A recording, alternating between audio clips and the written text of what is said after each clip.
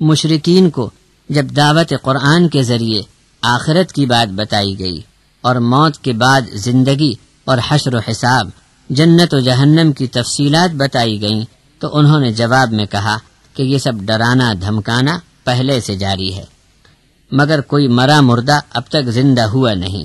ہمیں دنیا کے مزے لوٹنے سے روکنے کے لیے یہ بات بہت پہلے سے چلائی جا رہی ہے اور کچھ نہیں، بس دنیا کی زندگی ہے، جی لیے، موت آئی مر گئے، بات ختم ہوئی، کہاں کا پھر دوبارہ جی اٹھنا اور کیسی قیامت؟ اگر یہ سب کچھ ہونا تھا تو اب تک کیوں نہ ہو گیا؟ یہ اعتراض اور یہ ذہنیت آج بھی بہت سے بے وقوفوں میں دیکھی جا سکتی ہے۔ نہیں جانتے کہ کیا ہر زمانے میں ہر نبی کی دعوت پر قیامت ہوگی یا بڑے بوڑھوں کے دور کے خاتمے پر حشر و حساب کا دن کھڑا ہو جائے گا؟ ایسی بات تو کبھی نہیں کہی، بلکہ آخر دن جب آئے گا تو تمام مرے مردوں کو اکٹھا زندہ کر کے حساب لینے کی بات کہی گئی ہے، اور اس وعدے کو پورا ہونے کے لیے ضروری ہے کہ آخری پیدا ہونے والے انسان کے بعد نسل آدم کو روک دیا جائے اور سب زندوں کو مار ڈالنے کے بعد قیامت ہو۔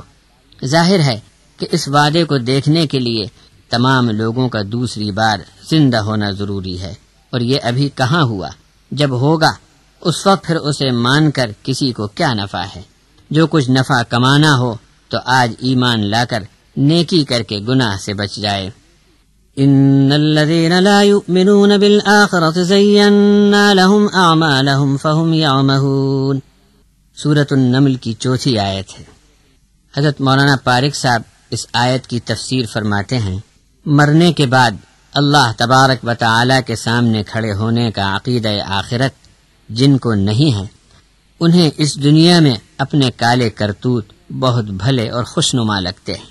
جب کوئی آخرت نہیں، کوئی حساب کتاب نہیں، جزا سزا نہیں، تو جو چاہیں کریں، ہر جگہ منہ مارتے پھریں، نیکی بدی کا کوئی سوال نہیں رہا۔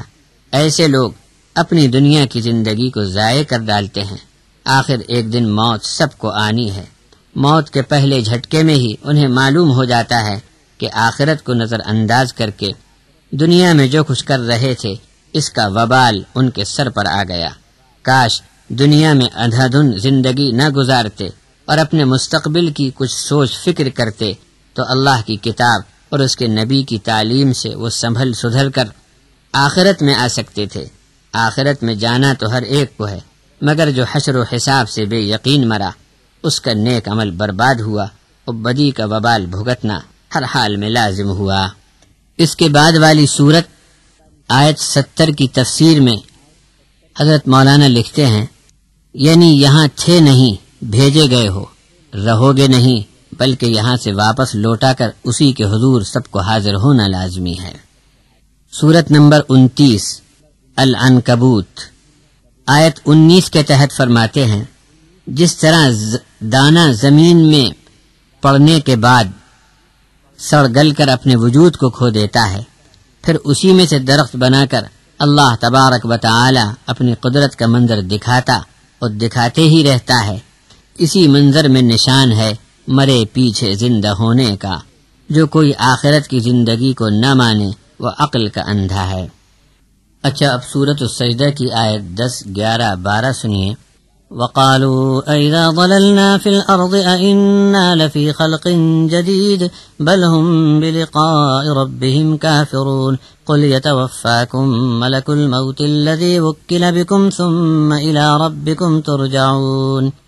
حضرت مولانا ان آیتوں کی تفسیر فرماتے ہیں، جس کو اپنے رب سے ملاقات کا یقین نہیں وہ آخرت میں اللہ کے سامنے پھر جی کر اٹھنے کا منکر ہوگا۔